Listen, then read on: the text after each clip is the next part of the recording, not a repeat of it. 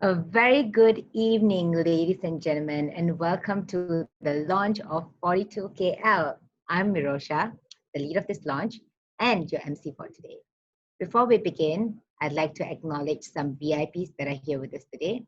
We have, firstly, Young Berhormat Dato Saifuddin Abdullah, Minister of Multimedia and Communications. Next, we have the founder and chairman of Sunway Group, Tan Sri Dr. Jeffrey Chia. We have His Excellency Frederick Laplanche, Ambassador of France to Malaysia. And we also have our very own Matt Van Leeuwen, CIO of Sunway Group and Director of Sunway iLabs. Later on, we have a very special panel session planned for all of you. And on the panel, we have Surina Shukri, CEO of MDEC. We have Dato Hamida Naziadin, Group Chief People Officer of CIMB. We have Olivier Cruzet, Director of Pedagogy of Eco42, joining us all the way from Paris today. We also have, of course, the very lovely, our very own Dr. Elizabeth Lee, CEO of Sunway Education Group. We have planned a very exciting yet enlightening launch for all of you today. We hope that this launch, this 2-hour launch, would actually give you a drop in the ocean of what 42 is all about. We hope that it's going to be a very exciting 2-hour session for all of you. And to kickstart this, we have a special address from the founder and chairman of Sunway Group, Tan Sri Dr. Jeffrey Chia.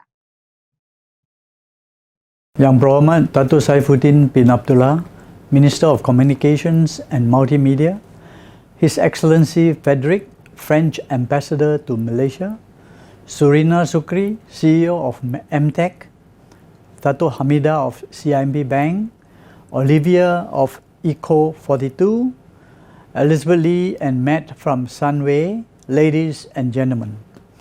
Welcome everyone and thank you for participating in this virtual launch of 42KL. In particular, I would like to thank Yang Berhormat Dato Saifuddin Abdullah, the Minister of Communications and Multimedia, for officiating this event. I also appreciate the efforts of His Excellency Frederick and his team. My gratitude as well to MDEC and other partners for sharing our vision for 42KL. Ladies and gentlemen, you will be hearing about 42KL in deeper detail later in this session. As such, I will limit myself to outlining Sunway's rationale for partnering with Eco42. Sunway Education Group is owned and governed by the Jeffrey Chia Foundation, signed the agreement with Eco42 last November. We were very much taken by its philosophy of providing quality education free of charge. This conviction is very much aligned with the Foundation's vision of education as a not-for-profit sector and our own commitment to making quality education accessible to qualified Malaysians. Eco42's operational model of a tech school breaks new grounds in education. The model is designed to guide students in solving real-world problems, which fits in with our own vision of Sunway City Kuala Lumpur as a living laboratory.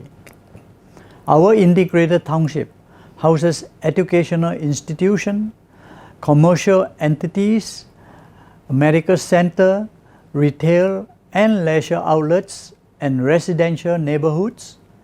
It serves a vibrant community of more than 200,000 people living, studying, working, and playing in a safe, connected, and healthy environment. Ladies and gentlemen, the launch of 42KL comes at an opportune moment for our country. The COVID-19 pandemic has brought home the urgent need for digital transformation of our economy. In this context, Sunway and the Jeffrey Chia Foundation are expanding our contributions to nation building by answering the government's call in this sector. 42KL is set to play a major role in equipping Our young people with the skills and aptitude to drive in a digital economy whose default setting is a new normal. The fourth industrial revolution demands a skill set that is aligned with the information age economy. The jobs of the future will blend the creativity of humans with the precision of algorithms. As such, we will need people not just with technical abilities, but with problem-solving skills. We will need people who can work together effectively in teams rather than operating in individual silos. Just as important, we will need people with the right values. At Sunway, our core values are integrity, humility, and excellence. At 42KL, along with the technical education, we will seek to inculcate these core values, among others, among the students. And ladies and gentlemen, this latest venture highlights the commitment by Sunway and the Jeffrey Chia Foundation to help our nation overcome the challenges in an era of rapid and unpredictable change. 42KL will help lay the foundation for Malaysia to become the leading digital economy in ASEAN. The venture also testifies to our commitment to the 17 Sustainable Development Goals adopted by the United Nations. We recognize that realizing the SDGs is not the responsibility of governments alone. It requires the commitment of all sectors of society, the private sector, academia, civil society, and of course, every single individual. The partnership between Sunway's education institution, MTech, industry players, and Eco42 serves as an excellent example of this philosophy. We are all in this together, ladies and gentlemen. Thank you. Thank you so much, Tan Sri, for that inspiring speech. You truly are a leader that upholds his values, leading by example, and that makes us all so proud to be a part of the Sunway community. Thank you once again for honoring us with your presence. Next, for another special address, we have His Excellency Frederic Laplanche, French Ambassador to Malaysia. Over to you, Your Excellency. Mesdames et messieurs, ladies and gentlemen, I'm extremely happy to be launching together with you and with Sunway University Group and the Jeffrey Chia Foundation, the École42. Congratulations to the Sunway Education Group for taking up this challenge. It is a very good choice, and this is why. First, France is a leading country for innovation.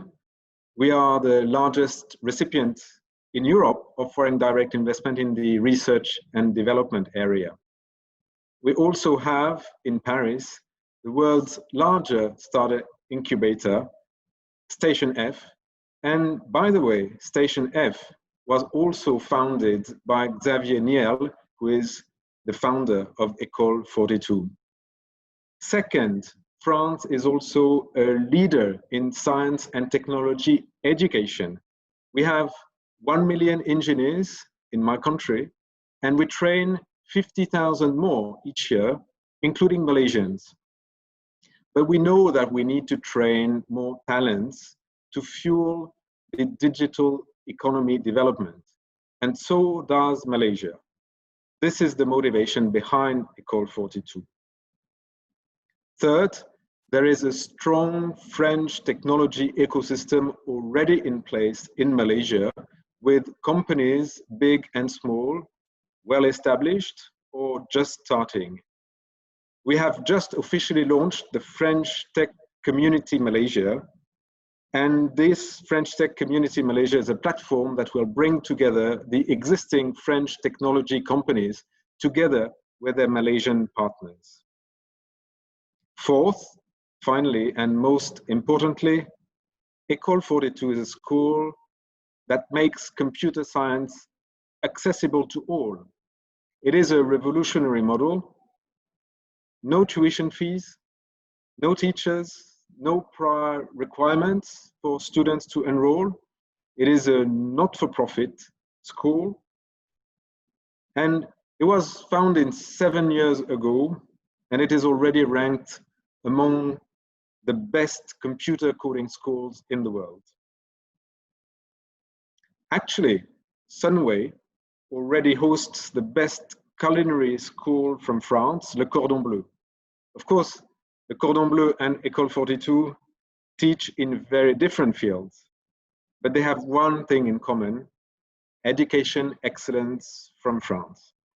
So congratulations to the team at Sunway and to the partners MDEC and CIMB. Today is a very important step for digital education in Malaysia. I wish the greatest success to 42KL and to its students. Thank you very much. And there we have it, ladies and gentlemen, two very special addresses from our VIPs today. Thank you so much once again, Your Excellency, for that very lovely address. Next, we have a keynote speech from our Minister of Communications and Multimedia. Can we please have Yang Berhormat Dato Saifuddin Abdullah to give his keynote speech? Over to you, YB. Assalamualaikum and salam sejahtera.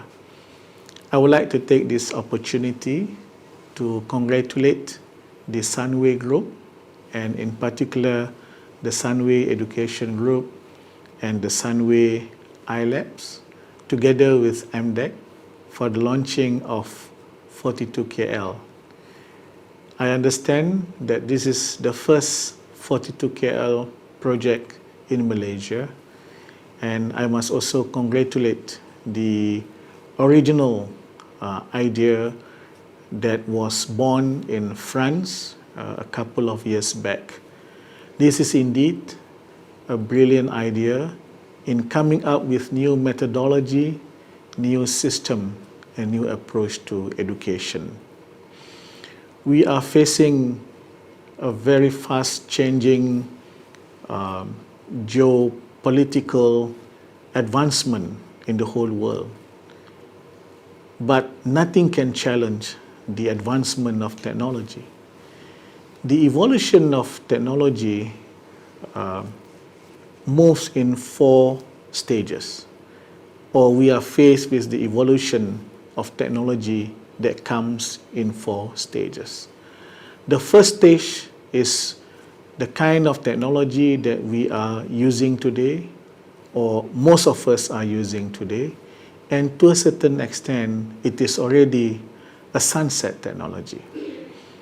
The second stage is technologies that are new and used by many of us, and they are probably still very fresh in as far as technological advancements is concerned. The third stage is we are also faced with new technologies. Some are still being debated, some are still being developed and used by not so many among us. The fourth stage is technologies that are yet to be created, and they will probably come to our shores and for us to use 20 or 30 years from now. But the changes in technology is inevitable. We have to embrace it, but we have to embrace it in a certain way so that it will bring a lot of benefit to all of us. In this context, we are also looking at industries of the future. This is where the discussions and debate and progress on robotics, artificial intelligence, the Internet of Things, and so on are relevant.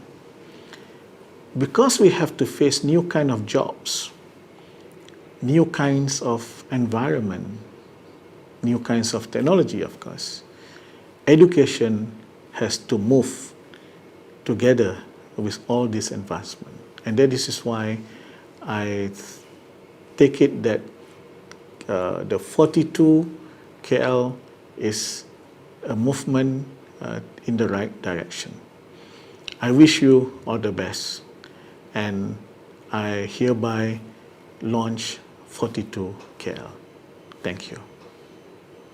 Let's disrupt tech education.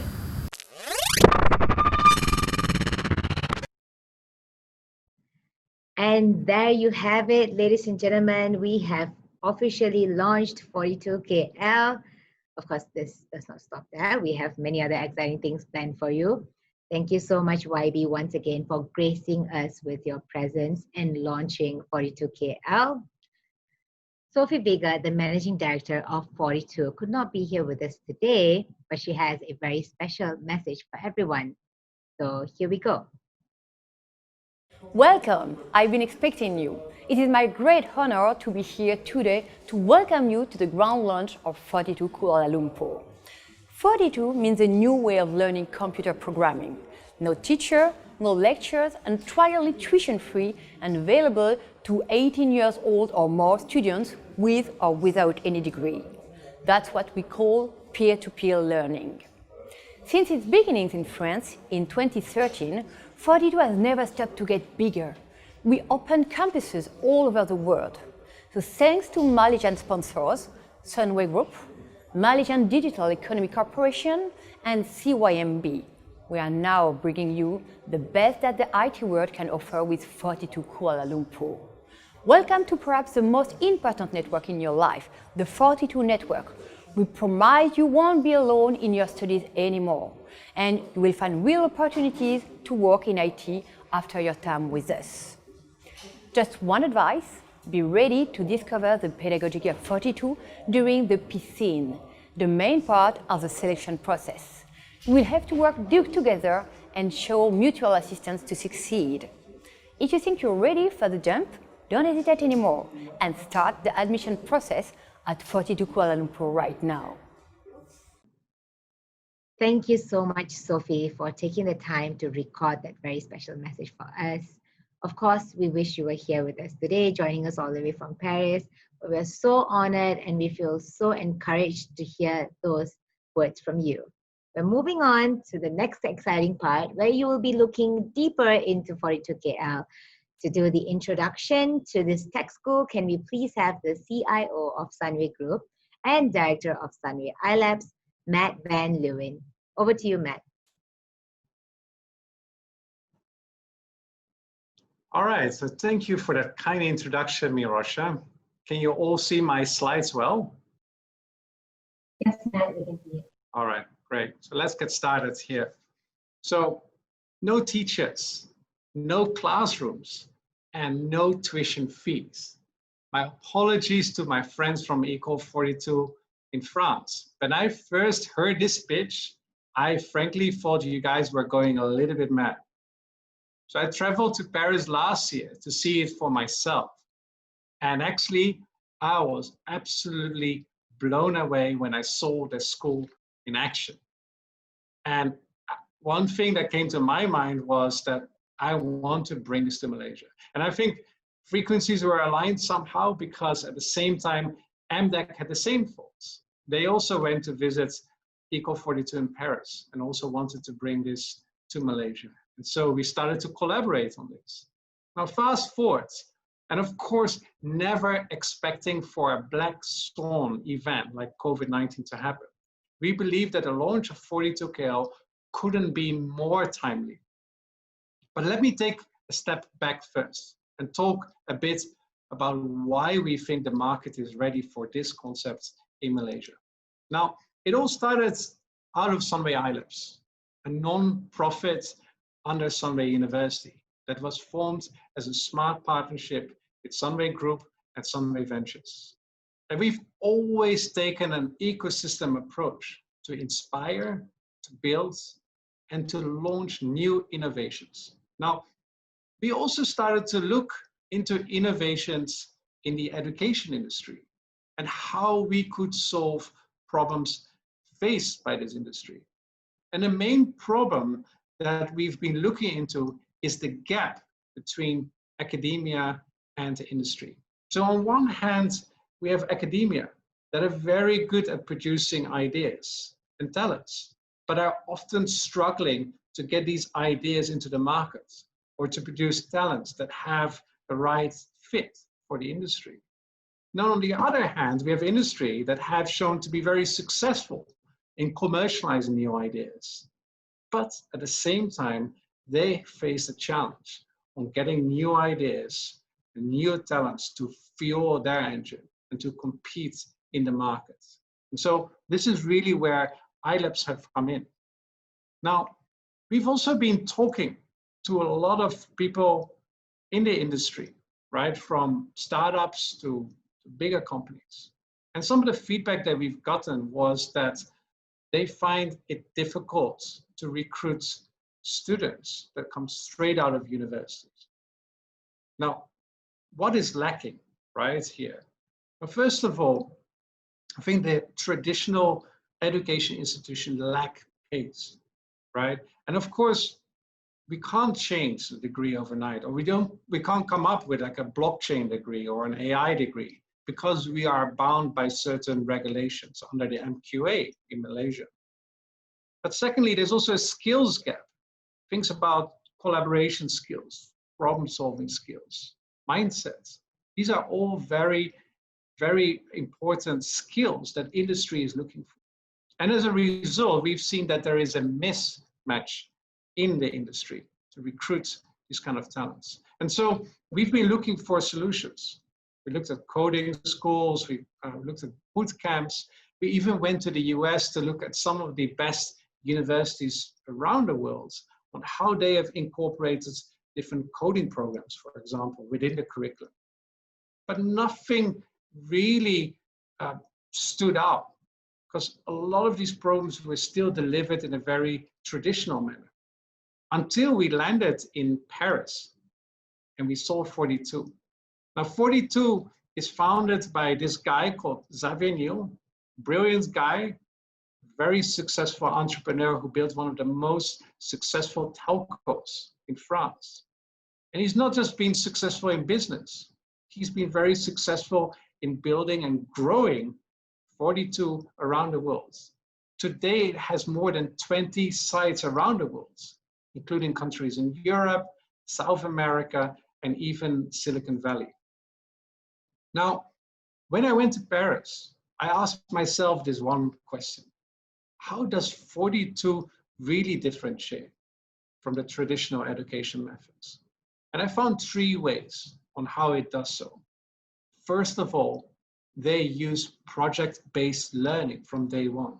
The curriculum is already infused with challenges and problem statements from the industry.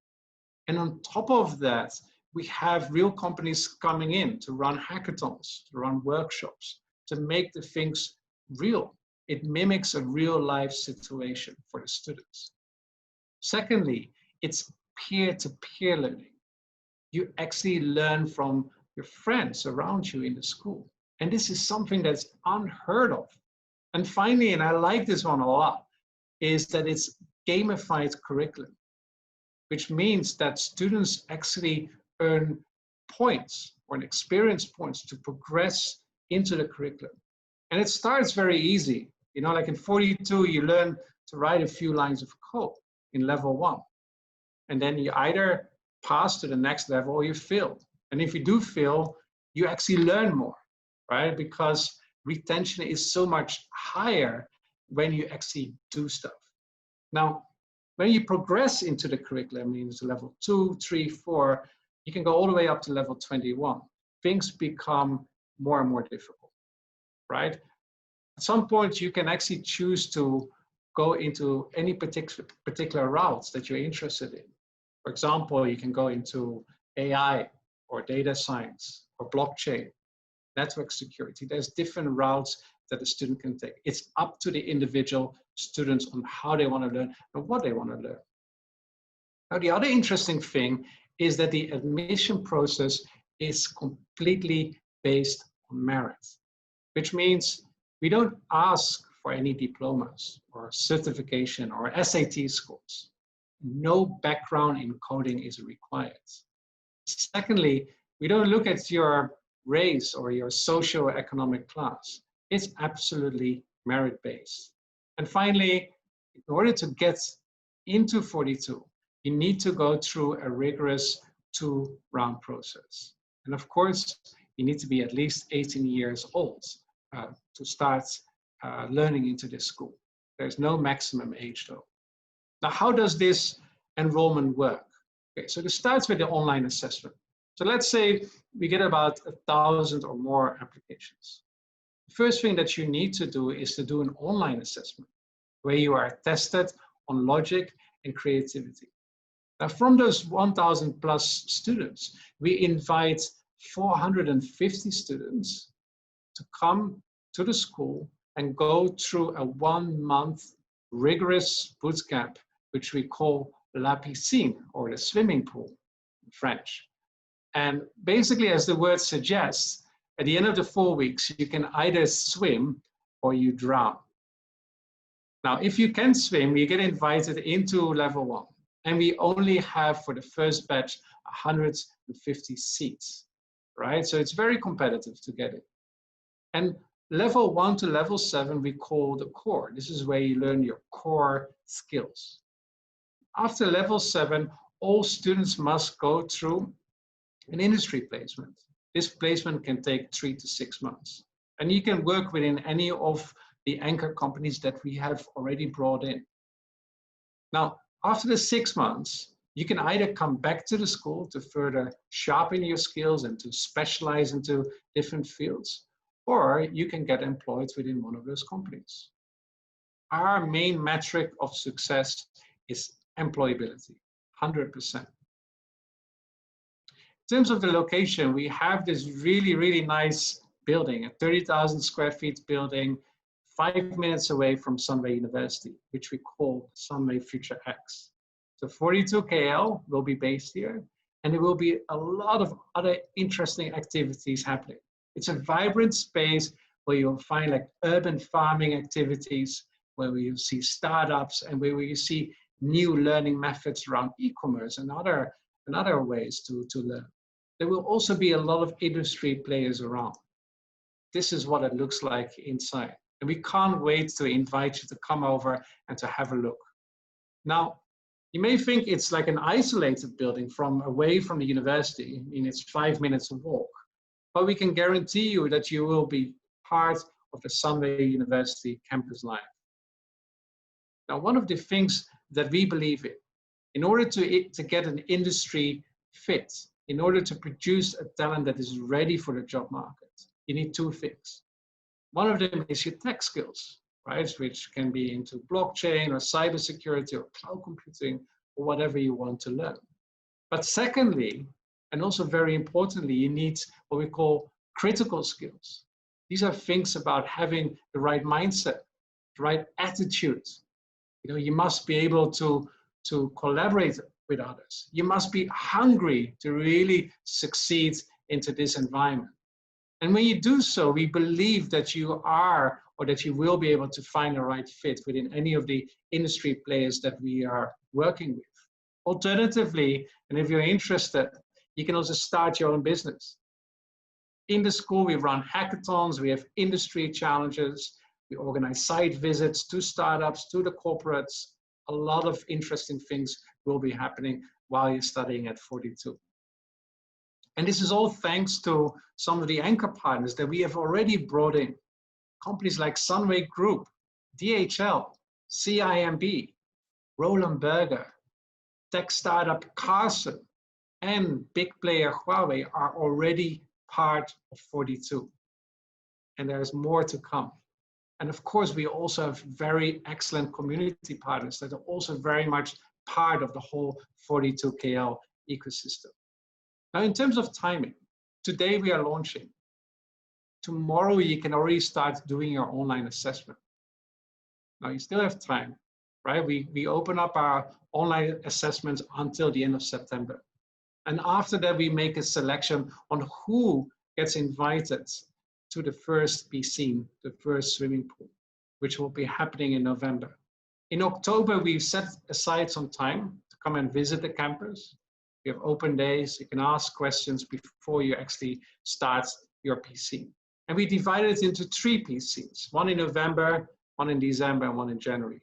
And we do that also to take into account social distancing measures, which are, of course, very important. Your safety is most important to us. Now, after we've gone through these three scenes, we select the top 150 students to start in the first batch in February next year. Another thing that we're really excited about is the sort of endorsements we heard about. Companies like Twitter, Facebook, Google are all recruiting from 42. I've got this video for you. I hope you enjoy it, where you can hear from some of these tech entrepreneurs what they think about 42.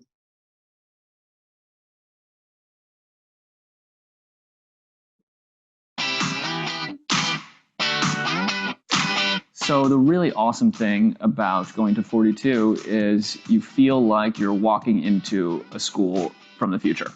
And I really have never felt that way before. And it's just immediately apparent that all of these students are from different backgrounds. Everybody's very passionate and very creative as well. You know, the model is anyone, as long as you have the merit and the motivation and the skills, you can come regardless of the amount of money you have, where your background is, who you are, anything. And I really believe that this experience of coming to school to make something every day and to make something with your friends it's just a transformative way to learn. The way that the students talk about learning there, you feel like it's nothing that's ever been created before. I never saw anything like that, to see all of those students all working together in groups to learn how to code. The demand for developers is on the rise. What we've seen at Stack Overflow is that every single company is dependent on software, on technology. I'm excited to have students that have a background not just in like more academic programming, but in like multiple years of experience, if you want, in actually just building stuff. And that's really great. That sort of background's terrific, and that's what 42 provides. It's kind of how I learned starting Airbnb. So I think most good work gets done in a company through peer collaboration. 42 is very much in line with our philosophy of building meritocracy and allowing more people to have opportunity. Well, I think that the opportunity to have free tuition for something as important as engineering is amazing. It is that peer education system, and that's actually how I learned how to program, and the fact that I could come in as an individual, but I'm working with a team, a community around you that supports you and that pushes you to learn more. Project-based learning as applied to engineering is actually really powerful in getting people to learn and getting people to learn how to have fun learning, which I think is even more important. Wow, these are some fantastic endorsements, of course, from some of the biggest companies from Silicon Valley. And we can't be more excited to now bring it to Kuala Lumpur, Malaysia. Okay, so before I close, I would like to thank some very important people that have played an important role in bringing 42KL to Malaysia and to actually make this happen. Firstly, I would like to thank our partners from ANDEC under Serena's leadership, who have been instrumental in getting 42 to Malaysia. Secondly, special thanks to the leadership of Sunway Education Group, in particular Dr. Elizabeth Lee and Dr. Lee Wing King, for recognizing the opportunity and supporting it all the way. From the iLabs team, a special thanks to Tila and Mirosha. I know this launch has caused you some sleepless nights, but thank you for pulling through and for making today's event a big success. And finally, thanks to my boss and mentor, Evan Chia. Your guidance and support have really helped to get 42KL to where it is now. And last but definitely not least, I would like to thank the founder and chairman of Sunway Group, Tan Sri Dr. Jeffrey Cha. Without your vision, philanthropy, and leadership, we would not be able to get a true nation-building initiative like 42KL off the ground in Malaysia. We are most grateful and humbled by this special gift to all Malaysians. And with that, I would like to thank everyone for tuning into this session, and I'm handing it back over to you, Mirosha. Thank you so much, Matt, for that jam-packed introduction to 42KL. Like I mentioned earlier, this launch is actually just a drop in the ocean to what 42 has to offer. When I tell people about the ideology behind 42, they always say, that sounds a bit too good to be true. But that is exactly why it has to happen. That is exactly why Malaysia has 42 right now. This school has so much to offer to our nation's building, and we are so thrilled to witness it happening in the next years to come. Now, we're moving on to the panel session.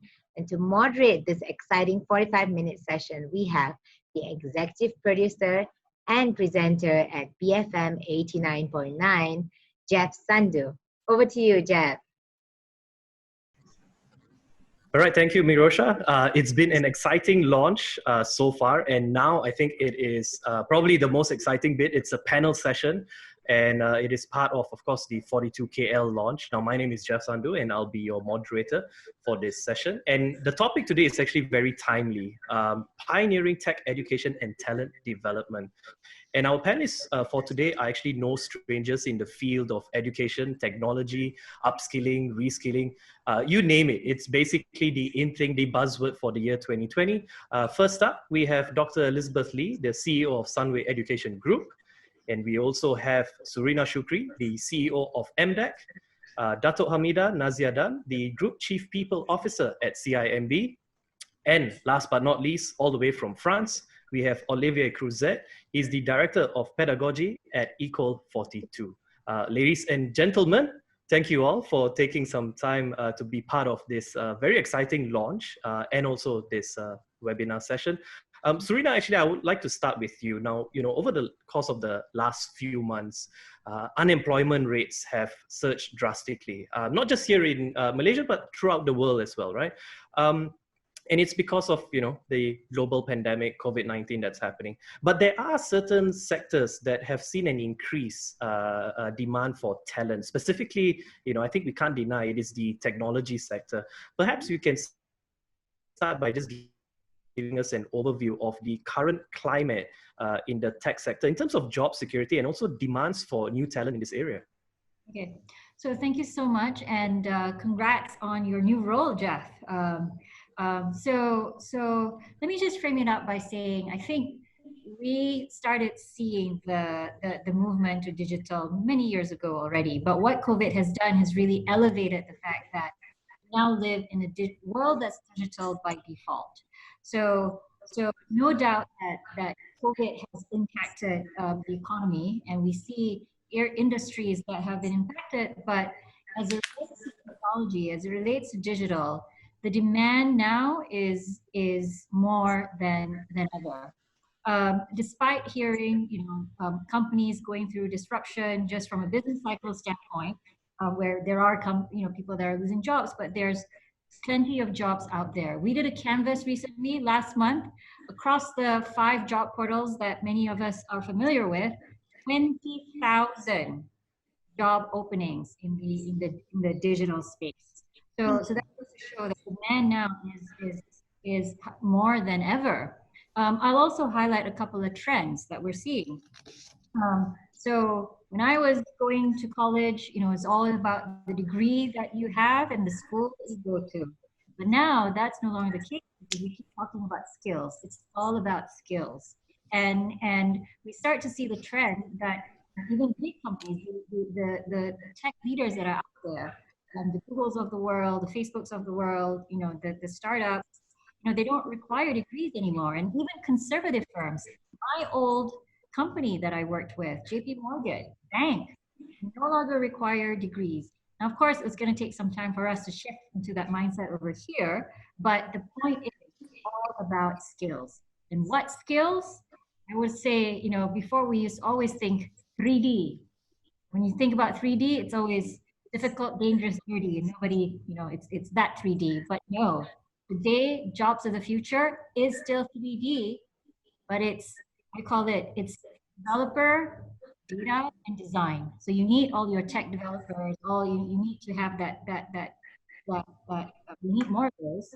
Data, we need lots of everything revolves around data, and design loosely, we think about, content design, customer design. So these are all jobs that there is going to be demand for, and it really comes down to skills. I'm super excited about about 42 and the prospect of what you have offered here. You know, that's interesting because 20,000 job openings, that's a number that I think, you know, most of us really didn't hear in the news. You know, the news was basically about, you know, 800,000 over people are unemployed in Malaysia and the number keeps rising. But yet, you know, 20,000 job openings in the tech sector, Yeah, that's a huge number. Yeah. So, Dato' Amit, I want to move on to you. The financial sector has also been seen as a very, I guess, a great adopter of technology in recent years. What have some of the changes that development area to achieve a vision of, you know, digital banking for the future? Okay. Hey, thanks, Jeff. Okay, so I think my response is actually going to be quite similar to what Serena has mentioned, especially when we talk about pandemic. Now, in fact, before this pandemic, we have already started to revamp our talent strategy, and we were preparing for this fourth IR, this future landscape. But thanks to COVID, this urgent need for digital readiness, I would say, is now crystal clear. You know, we definitely need to have that. So we have, therefore, when we were starting to revamp our talent strategy, we were already aligning the talent strategy to the company's digital strategy. You know, we wanted to transform our customer journey and all that. So we recognize that digital skills is an essential competency.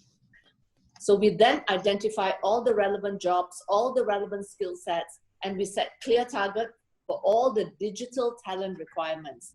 So I'll give a very simple example, and I'll start with my department. So for example, HR, because we need to make sure we bring in the right talents. So I have also put a plan to transform our HR. We call it digital HR, very simple, okay? And the whole idea here is, and then we will expand this to other divisions in the organization.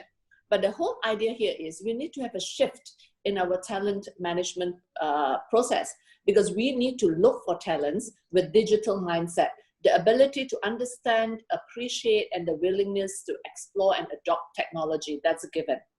And we need talents who would be able to use, you know, data, you know, so it's a data-driven decision-making skills that we need. And of course, customer-focused solutions and processes. And to use the same terminology that Serena has mentioned about 3D, we want the 3D digital skill set, data skill set, and design thinking skill set. So my idea at the end of the day, a digital HR will mean that 100% of our HR workforce will be 3D in that sense. So the whole entire talent management, the way we recruit, the way we measure performance, the way we reward them, everything will also have to change, because we need to complement this new way of working. All right. Now, but you know, against all this, I think what is important is also we must be able to provide an agile work environment, because you need to facilitate innovation and you need to allow employees to respond speedily to this very fast-paced business environments and demands from our customers. Trust me, customers today are very knowledgeable and they are very, very demanding, okay? So you need to really, really, you know, prepare yourself as well, even faster than them if you can, okay? So we need to therefore make sure that the work environment is agile enough to promote this innovation and you know, this whole design thinking, so that we can provide these customers with a real positive experience, okay? So to your question that, you know, what would be some of the changes? I would say that would be an understatement in terms of how we look at talent today. It is about transformation. I think transformation may be a more appropriate description of what I have seen in the past 2 years or so to prepare ourselves forward as a digital bank. And I think 42KL is going to help us there a lot. And I guess, you know, in that way, you have a top-down approach of, you know, enforcing the digital mindset, right? Because it all comes down to that. Like I always, you know, tell people, like you can have the best computing system in the world, but, you know, if the human using it does not utilize it to its full extent, then there's just absolutely no point in it. So mindset is really important, and that's how you've implemented it with CIMB. It's a very top-down approach. Yes, correct. I think the mindset, that's why I say the very first thing is that digital mindset. It is very key. We can prepare all the programs and everything for them. Dr. Elizabeth, they must I want to do start about education. I'm So sorry, I want to, Jeff. I talk think about, it's a bit lagging. Yes. all right, so Dr. Elizabeth, I want to talk about the education sector now. With the adoption of digital has really accelerated tremendously within the industry, and there seems to be though a gap in terms of what the fresh grads bring on the table and what the industry needs immediately. What changes have you seen in the education sector to pioneer tech and fill this gap? Thank you for the question, Jeff. I am laughing to myself because so often, we've been told that universities are old-fashioned, they are not producing, graduates who fit the industry, etc. But then, when I reflect on it, to an extent, that is absolutely true, because the digital economy, the digital age, the IR 4.0 is already upon us, and everything is moving so rapidly with a blink of the eye. The future is already here. And universities very often look and feel as if we're playing catch up. We seem so engrossed in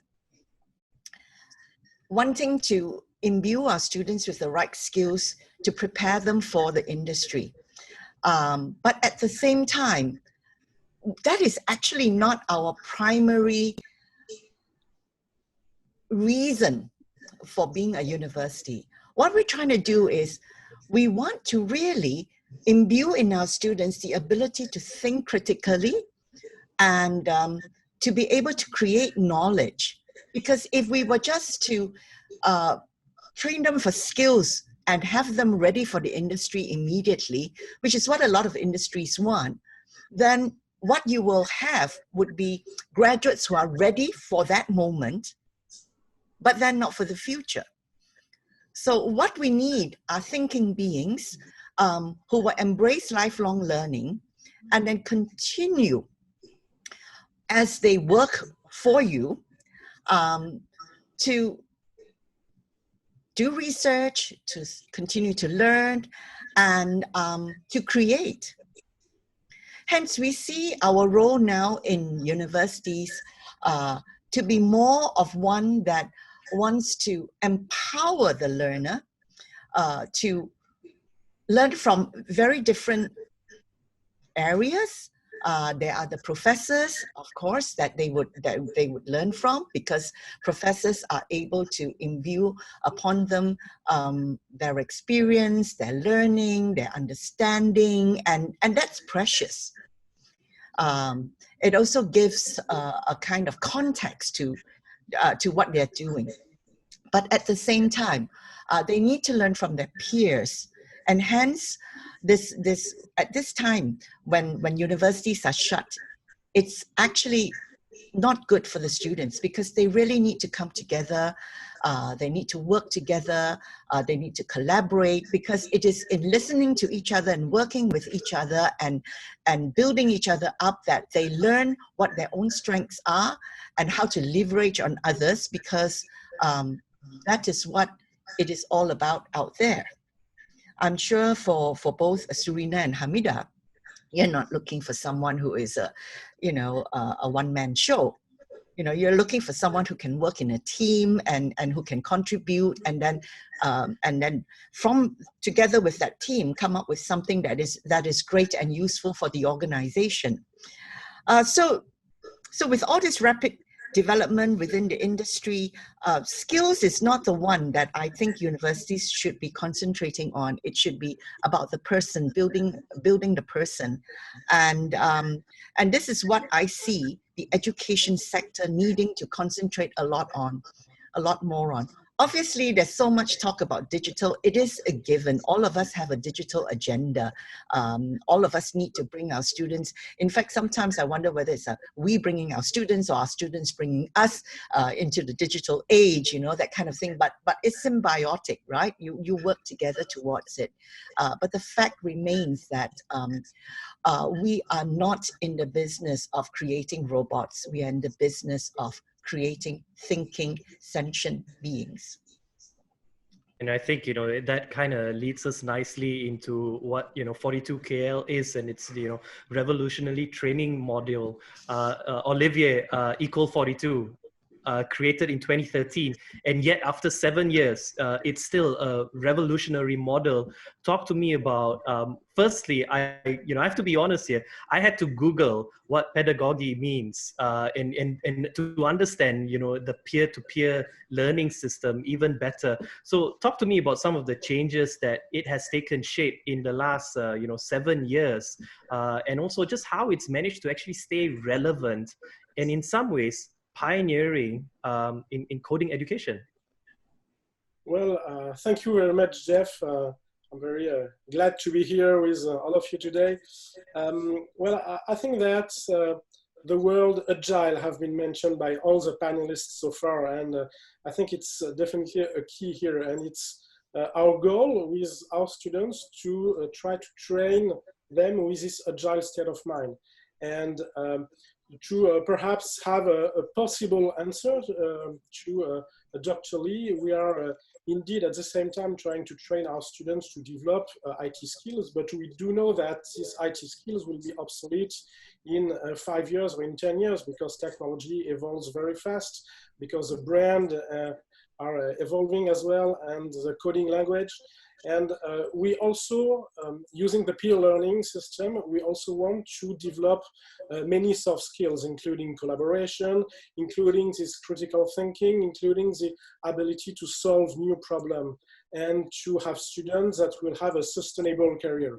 If in 10 years our students will say, hey, I need to be trained again, we fail something here. And we definitely want, through this curriculum, to try to bring both these technical skills, these immediate technical skills, so that they will be well accepted by the companies, but also we want to bring here these collaboration skills, the skills that will help them to have this sustainability during their career, and also some creativity that will help innovation for company.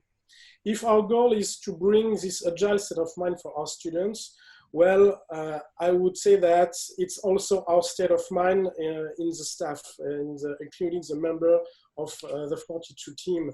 And we try always to think about feedbacks we have from companies. We also try to make some changes. We are very open to make some experiments inside the curriculum and try to figure out if it's more interesting for the students, if it develops better qualities, better skills for our students.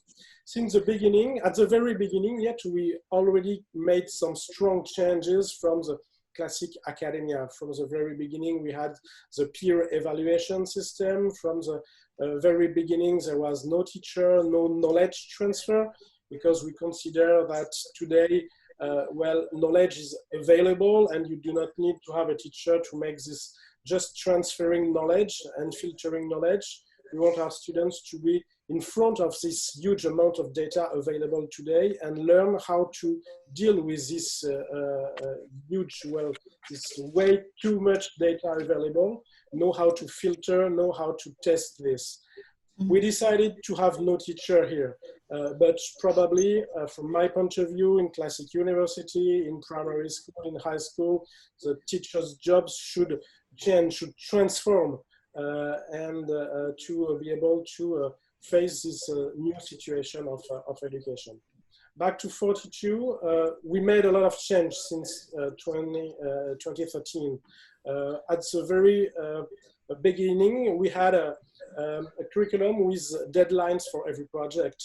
After 1 year, we decided to implement something that came from more classic pedagogy. Maybe you know pedagogy from Jean Piaget, maybe you know pedagogy from Maria Montessori. We get some inspiration from this pedagogical experiment from the past century.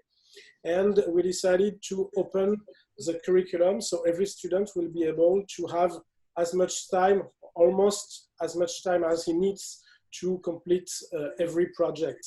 There is no deadline anymore, except a global one to try to avoid to have some tourists and students who think that the campus is just a cyber coffee shop. But we would like to give enough time for the students. Maybe some of them need a part-time job to live in Paris or in other campuses. So to have this individual pace is something that was very important for us. We also made some evolution regarding the peer evaluation system. At very first, it was very complicated on a logistic point of view, so we also made some improvement here. All the gamification appeared during the third year of 42, and it was something that was very interesting for the motivation for the students. Not everyone reacts like this with gamification, but some of our students are definitely strong geeks, and they do like to have experience points, they do like to have some increasing levels, they do like to have some quests, badges, achievements, or even houses, just like in Harry Potter. You know, it's part of the game. I think that it can also help the students to be in the good state of mind and to be aware that, well, failing is not a problem. In 42, when you start a project, if you fail, it's okay, you just do the same project again, and you will have another round of peer evaluation. And we want to remove what we do have, at least in France, but I know it always so exists in many countries, this failure stigmatization. And we want, with this gamification approach, to empower the students so they can have enough self-confidence to dare trying something new. And if they fail, it's not a problem. If I'm going to buy a brand new video game, I will not buy a video game if I'm sure that I will succeed all the level at the very first time. I know for sure buying a video game that I will fail the first level 2 or 3 times. I will fail the second level 10 times and so on. And I will need to develop some kind of strategy to solve the final boss at the end of the game. So I think it helps some students also to get more confident and to progress inside the curriculum. Last year, we just had another improvement of the curriculum. With feedbacks from all the different campuses, we did realize that some of our students wanted to get into the labor market very, very, very quickly. And so we had to change the curriculum in order, in the first part of the curriculum, to develop some skill sets that was initially only in the second part of the curriculum. For example, we were focused on algorithm and system administration or networking was only part of the second part of the curriculum, and it was too late for some students who had a very good job opportunities and they wanted to earn money, so they just quit in the middle of the curriculum. So to avoid this, or at least to have students who will quit with enough skills for the labor market, we did make some change inside the first part of the curriculum. So we do try to have this agile state of mind among the staff to adapt, to react from comments from students, to react from comments from companies, and also to try to figure out if there are some biases, because making regularly a lot of differences and changes inside the curriculum can sometimes bring some shortcuts we do not want our students to take, because they will not develop the correct skills or with enough quality. So we always try to have this dynamic gestion of the curriculum in 42. So very quickly, Olivier, what kind of changes had to be made for it to be adapted here in Southeast Asia, especially here in Malaysia? Because culture would play a pretty important role in terms of having that continuous learning mindset as well. Well, we did not make any adaptation for France, and we are far from French public education. I think we should keep this distance to be seen as something revolutionary, as you said it. But from our experience with different campuses, we did realize that we had to make some adaptation on the incoming stream and for the outcome of the curriculum, not inside the curriculum itself. All the students will follow exactly the same path with the same projects, with the same deadlines. We have a few one with the same rules, but for the incoming, yes, maybe we need to have some adaptation here. For example, in France, one of the very strong arguments was that the school is completely free for the students. And many school, engineer school or many ICT school in France are completely private school, and they are not cheap at all for the students. They are very expensive. So it was a valid argument in France, but we did realize that, for example, in Netherlands, in Amsterdam, all the higher education is free for the students. So we had to present the local campus differently with a different communication, different approach to attract new applicants and to make sense for the applicants and the students. And it's the same at the opposite after the end of the curriculum. For example, the internship. In France, we usually have in higher education internship right in the middle of a 5 years master degree, not exactly in university, but in what we call grandes écoles in France. It's a school in higher education, public or private. And it's very common to have this internship right in the middle. In many countries, internship is just a pre-hiring situation. So it can be right in the middle of the curriculum. So we need to give a little bit of freedom of every campus to adapt to the local market and the way students usually enter the labor market.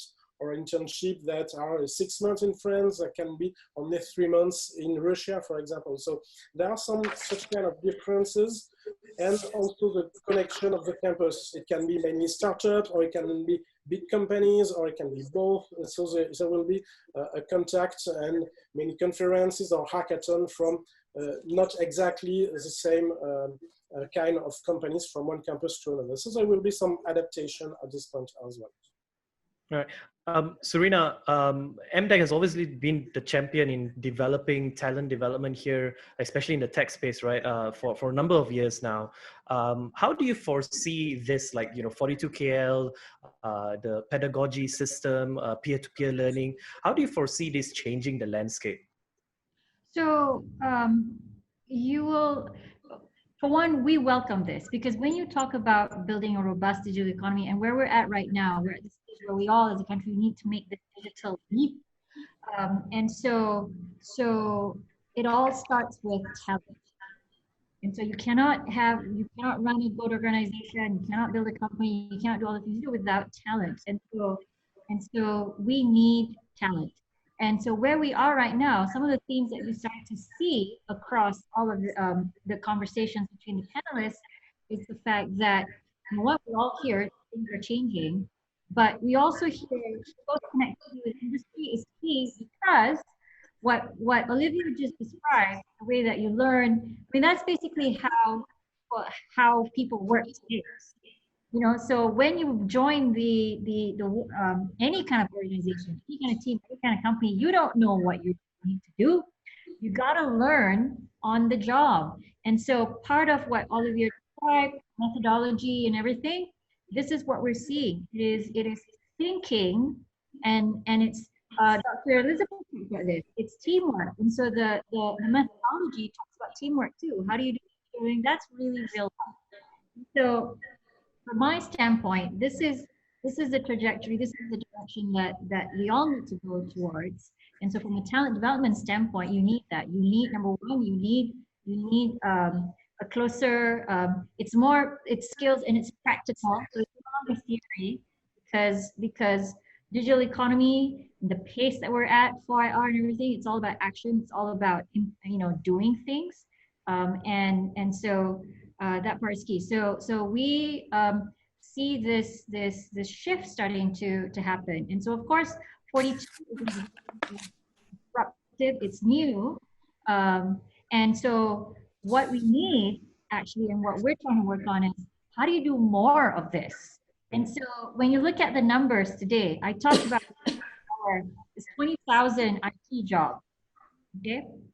And then so if I recall, when you talk about 42, I think like the first class is something like 500-ish. I mean, we're still talking about, I mean, it's scaling. It's going to take some time before like, let's just say you're trying to do that, all that 20,000, that's still quite some time. But Jeff, you touched on this. 20,000 is just the IT jobs that's on the portal today, but we haven't started talking about all the hundreds of thousands. So we welcome all of this. You know, I hope to see, you know, more 42s, so because the industry does need this. And actually, that leads me to my next question to Dr. Elizabeth. The model, especially like, you know, Olivier mentioned about how teachers will change, the role of teachers will change, and, you know, 42KL is planning to do that as well. It's revolutionary. So how do you foresee this model being adopted into other facets of the education group, since, you know, you lead Sunway Education Group? We believe in the 42 model and the method, which is why you know, we jumped into this opportunity offered to us to work with Equal 42. We find it revolutionary, very refreshing, and I personally believe that this is the way. I mean, this is the future school, you know, and the future school is what it's all about. But at the same time, people need a bit of time to change and adapt. Maybe not so much Serena, because Serena is already in you know, the digital world, etc. But in the more traditional industries, they're still looking for that degree, for example, and something to endorse that the students are adequately educated, so as to say. And so you can't get rid of universities overnight either. And so this is exactly why in the Sunway Education Group, while we are going to invest in 42KL, and we are also very serious about wanting to make it work, but at the same time, you know, the university goes on. But the thing is that even the university itself is not all that traditional, because when you think about it, the facets of that model of learning is already present in the university. For example, all this collaborating, working with teams, you know, it's something that the students already do in the university. They have always been put together and to work together, to learn to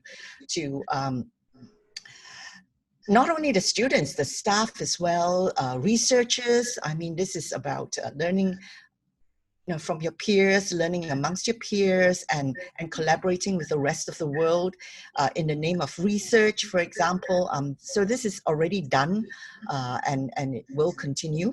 And of course, this whole idea of things being project-based, you know, which is very real life. I always joke with my academics, and I say that, you know, we really got to get rid of this exam. You know, we should have more of the games that Olivier talked about, you know, gamify the whole thing, and allow students to fail more and not be so worried about failing, because failing is a part of learning.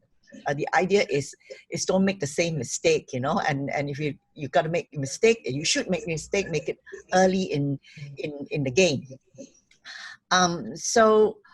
And definitely by the time they come to Hamida, for example, she's not going to set them a test at the end of every month or at the end of the year, you know, and then give them a grade. She will give them a grade, you know, for the sake of promotion and all that. But it would not be an exam, you know. It would be based on what they can deliver, how well they work with their teams, and what new thing have they brought. What new value have they brought to the company? So really, all these facets are already within, you know, of this model of 42, is already within even your traditional mode of learning. And so for us at SEG, it's very exciting, because on one hand, we have this opportunity to move and surge ahead with 42KL. And on the other hand, we still have the university that will carry on and evolve with the times as people see fit and people feel comfortable. So can I just add to that? I want to give a special shout out to Dr. Elizabeth and Sunway University. I mean, we did speak to different organizations when we were trying to bring this to life, and I want to credit Sunway for having the vision and the ability, the willingness to try. Sunway, of course, is a PTI, Premier Digital Tech Institution, and so to see all those elements that you talked about, I mean, that this is just another embodiment of that. So thank you for being a partner of the digital deposit. And I think and I think the same can be said with CIMB as well. Dato' Amira, like, CIMB is a great partner of the 42KL. I think you are the first, in a way, of a corporate partner to help support this vision. What I want to know from CIMB's point of view is just how do you take on the approach of the upskilling and reskilling with, the ever demanding changes that's happening in the talent space? Okay, so there are two approaches. One is, if I go back to the type of skills that we need, which I mentioned just now, is the 3D skills, the digital skills, data skills, and the design thinking skills. What we have done is set up a 3D academy, so specifically just for that, and we put our people through upskilling and reskilling. So in the present job, if there is a need to upskill them because there's a lot of automation needed, their job are redundant, or rather the processes, will be taken over by machines, then we upskill them. Or if the jobs are totally redundant and we need to move them to other jobs, then we put them through the reskilling. So lots of all the activities are there. But what is interesting is our new management training program. So the new people that we bring in, so I'm very excited about 42KL because, and I really, again, I just also want to echo Serena and also congratulate Dr. Elizabeth for taking on this for us, because we are actually in our program, Dr. Elizabeth, our management training program. What we have done is actually kind of like adopted a little bit of all this 42KL, School 42 approaches. So we have peer-to-peer learning, because we want them to learn how to solve problems. We are giving them real scenarios, okay? We put them through. We want to transform customer journey. For example, we said, okay, home loan financing is now a 1-minute approval, right? So how do you move? The minute you swipe your card, within 1 minute, we are just going to make sure that the customer is aware whether their loan is approved or not. So we want them to learn these new things. All right, the real thing, how do they navigate through the whole complexity? And as you said, thinking is so important, the independent thinking. Currently, right now, sometimes, they just outsource their thinking, So we want them to really think of solutions, how do they value add and all that. So when we apply this approach, this method, a little bit of this, in our management training program, we find that they actually, when we farm them out to the businesses, they are doing better, okay? Because immediately they can value add. Immediately, as you can say, Olivia said, they can actually solve new problems, because right now, as you can see, even with this pandemic and more, a lot of crises, a lot of problems, right? So the ability, new solutions will come up with new problems. So the ability to actually help us solve that, so think, and work in teams, very important. So we can see that all this is really happening. But I can only do at any one time, 15 packs? I can't save banking with just 15 packs, all right? So we definitely need, a formal approach like this, a formal school like this, where the emphasis is not so much on a formal education. We have shifted a little bit about that, Dr. Elizabeth. Yes, the university, as you say, we can't change the approach overnight. We still look at it, but even if you have a second class lower, even there are some with a third class, but if they are actually able to think not even outside the box, without the box, right? That thinking, we want them, So it doesn't mean at that time, when they go and sit for the exam and they don't score, it doesn't mean that they can't. So we are also doing that shift, because we just need a new, fresh breed of talents all together. We can't do things the same way anymore. So in that sense, Jeff, I hope I answer your question in terms of our approach. We also have to be agile in our approach. Yes, there's the structured approach of the reskilling and upskilling, but you know what? Even though we have all the programs there at the end of the day, it's again the mindset. The people must want to do it. You know, and again, I must say, I thank COVID for this. They have just accelerated this need, you know, that they really, you know, better take advantage of this and better quickly equip themselves with all the necessary skills. So yes, we have the reskilling, upskilling, but we ourselves, with the present pool of people, we are also changing the approach. And I'm glad that it kind of like mirror a little bit of School 42. I'm really, really very excited about this. Jeff, can I add one thing? Because I want to make a point, and I think it's very important as we think about digital going forward. So most of the time when we talk about education, when we talk about learning, we think about universities, and we tend to think it's the younger ones. It's the new people that's just going into the job market. But the reality of it is that this applies to everyone, yeah? So it's not just, you know, the 20-year-old that just joins company that we need to skill and retrain. This mindset shift, these opportunities, really important that it applies to the 35-year-old, the 40-year-old even, the 45-year-old, et cetera, because it's not just one time only. And so that point is really important. So that's why when we talk about skills, we talk about programs, Olivia talked about just now, even, you know, shorter programs, learning, it's key. I really want to make the point that is not just if it doesn't come with age, yeah? And so all this, all levels. I'll add to that, age is not a barrier. The whole mindset now is to have that mindset to learn. So they need to learn because there's a lot they need to learn. And I have actually seen at the CIMB here, where people in their 40s, even in their 50s, the minute they have that mindset to learn, you know, they're willing to learn and they want to learn, they are even better than those in their 20s or 30s who don't want to learn.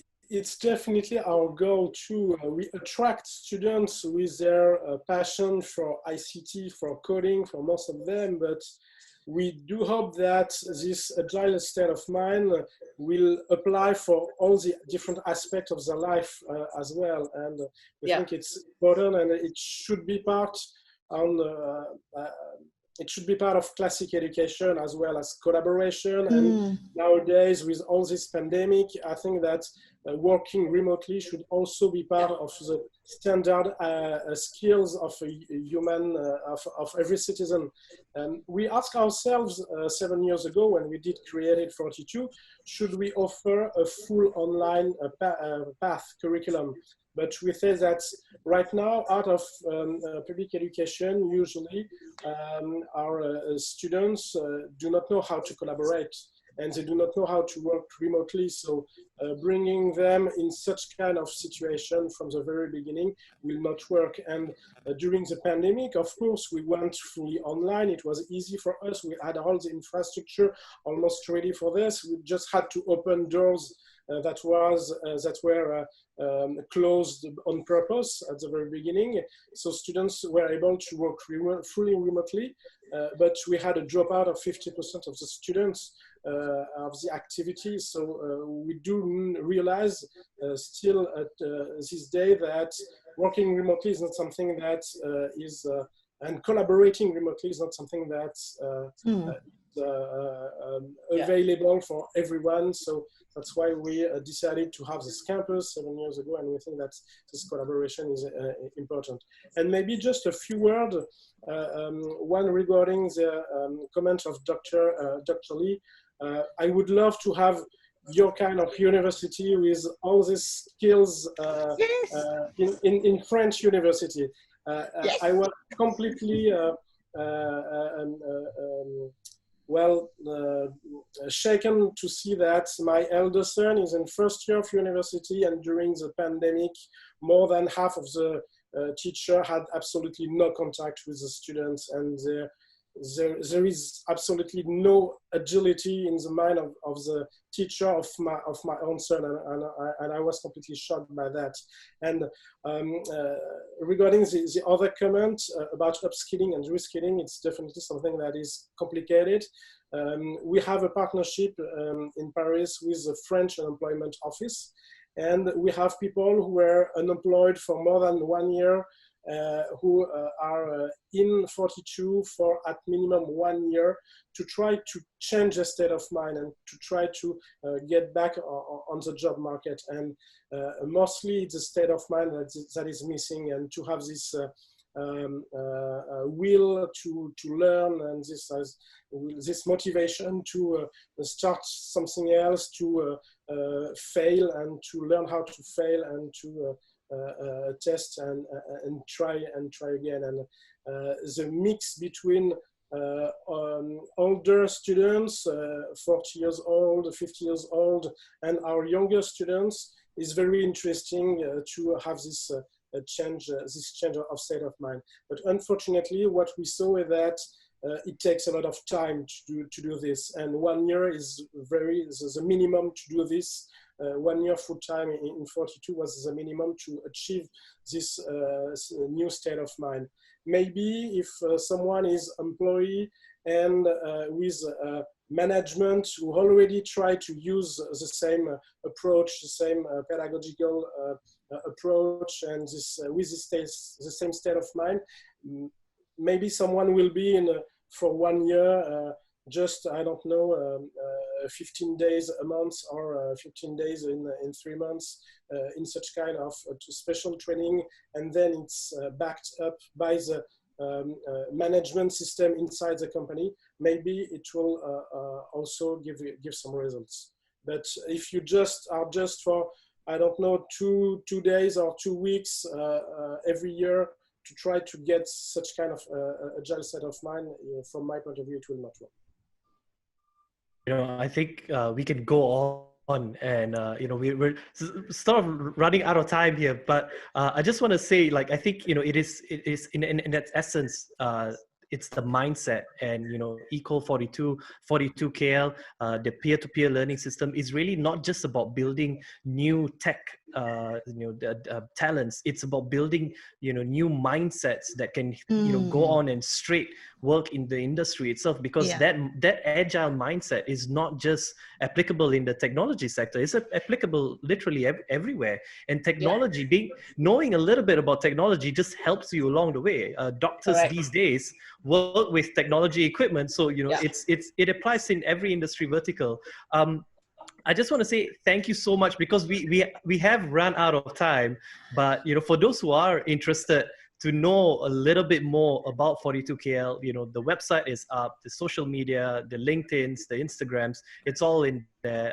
Go and visit the site, go and learn more about what 42KL can offer, because it's not just for, like Serena mentioned, it's not just for the 18s to 25 years old. It's for anyone above 18 and anyone who just wants to learn, and we got to change the way how we learn as well in this day and age. So thank you so much, Dr. Elizabeth Lee, the CEO of Sunway Education Group, Serena Shukri, the CEO of MDEC, Dato' Hamida Naziadan, the Group Chief People Officer of CIMB, and also Olivier Cruzet, the Director of Pedagogy at Equal 42.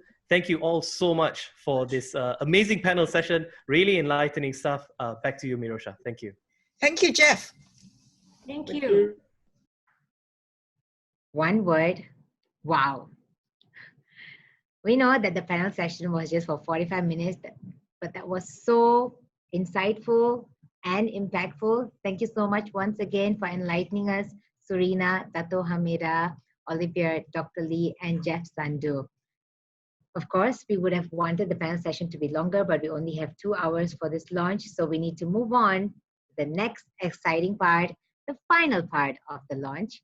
We have a fireside chat with an alumnus of 42 Paris, Parth, and to have this chat with him, we have this guy who has been working really hard behind the scene for the website, for the application, and for the business development of 42KL.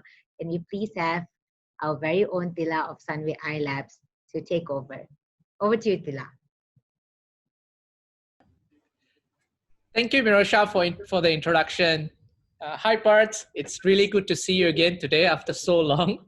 Thank you for agreeing to be part of our 42KL launch. For the benefit of everyone, I got to meet Parth when Seashore Technologies, the company he's currently part of, reached out to us to explore with us on an innovative project.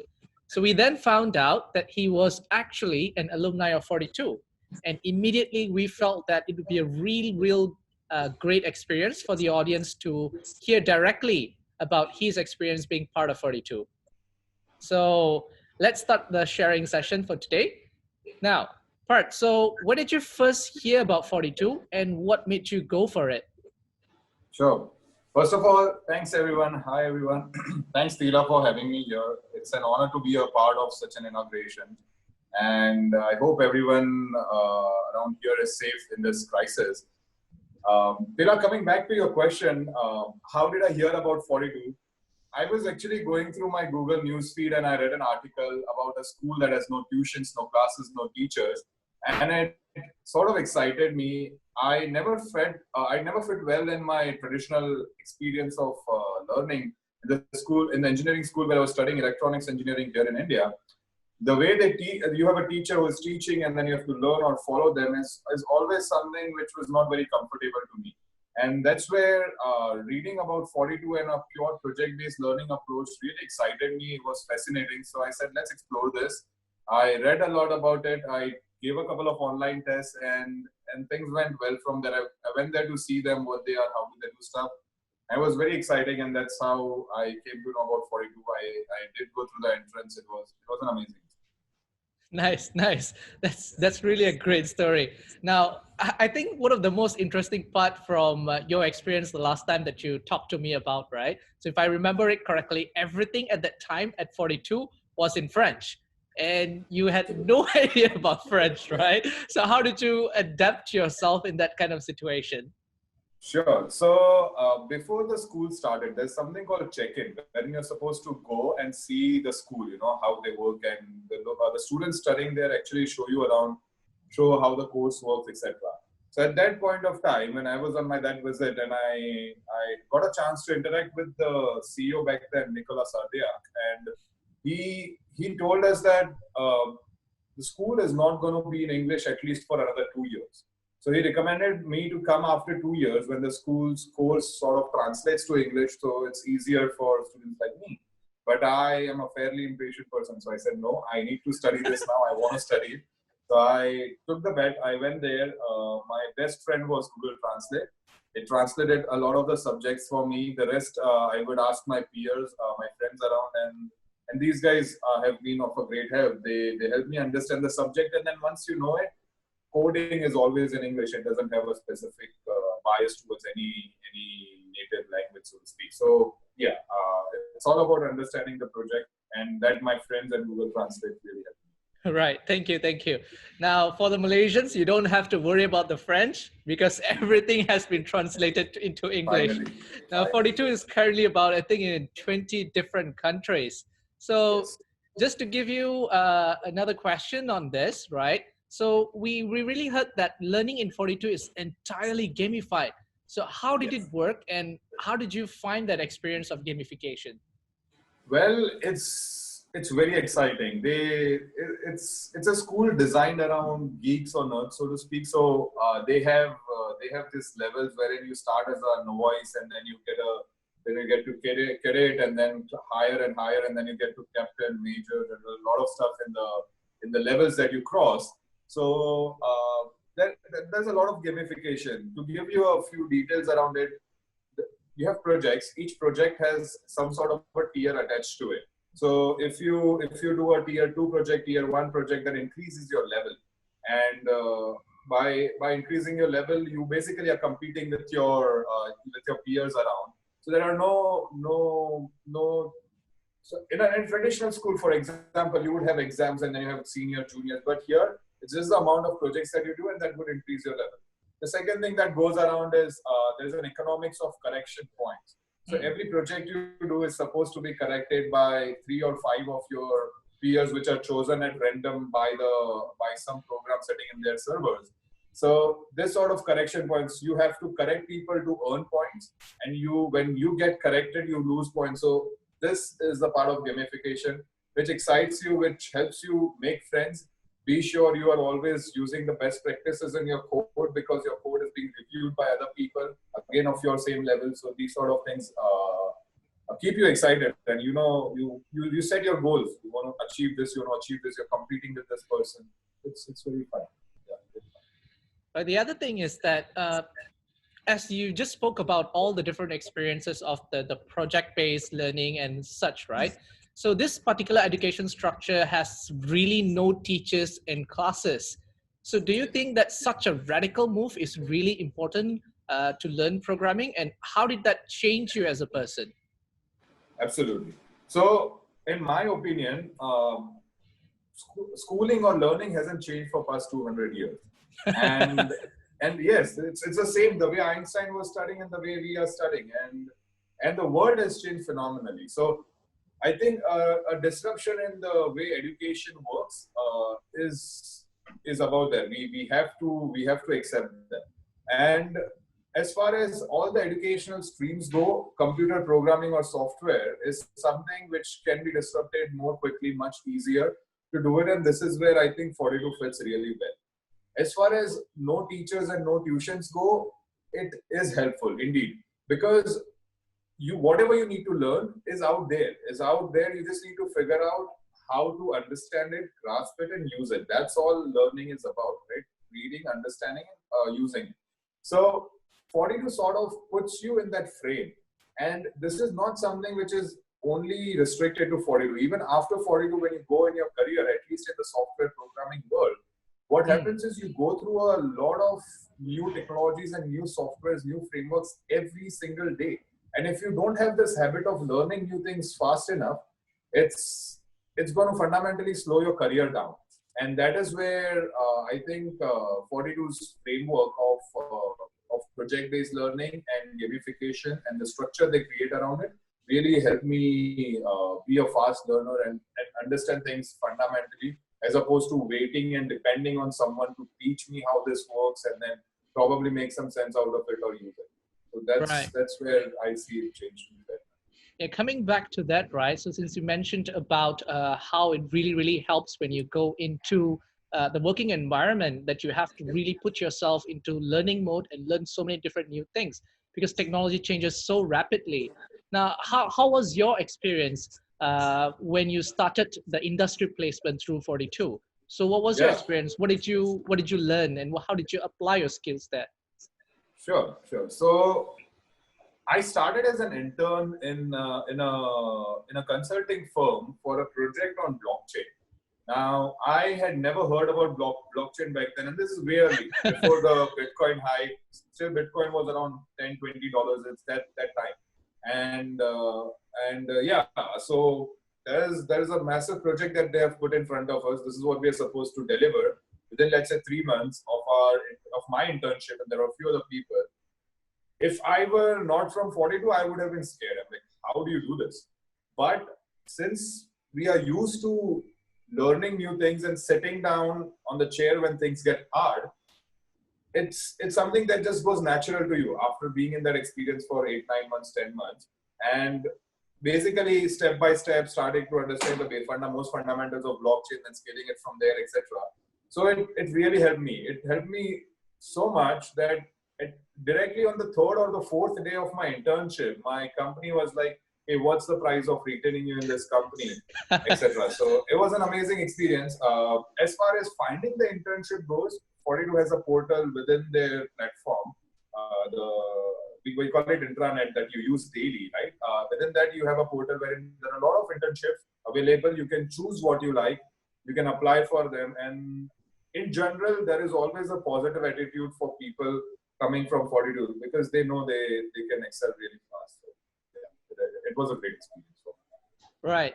So just talking about that experience and how did you get that job opportunity, right? That's really amazing, because some of the students right now are really struggling. So even though you might have honors from a computer science degree, you still might struggle to find a job, because the way that the industry demands for the skill sets.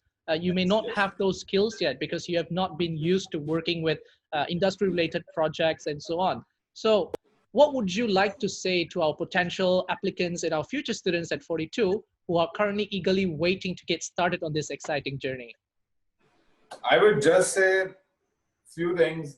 Guys, at least the software programming, because you guys are starting in this career of software architecture or software programming, it's not like any other skill set out there. The other skill sets you learn once and then you apply it and with experience and refine. But within software programming, the biggest skill set you would have or you would treasure or you would want is how to learn things quickly, well, and implement it. That's the biggest learning you could have, because our world changes every single day. And this is what 42 will teach you well. The structure here is going to teach you well. I believe the whole team and the people around you are going to be super excited, and there's going to be a good vibe, which is going to push you further. So just ride that wave. Be sure when things get hard, stick to your chair, try to solve it at the best levels you can. And there is always a solution out there, but you got to sit there.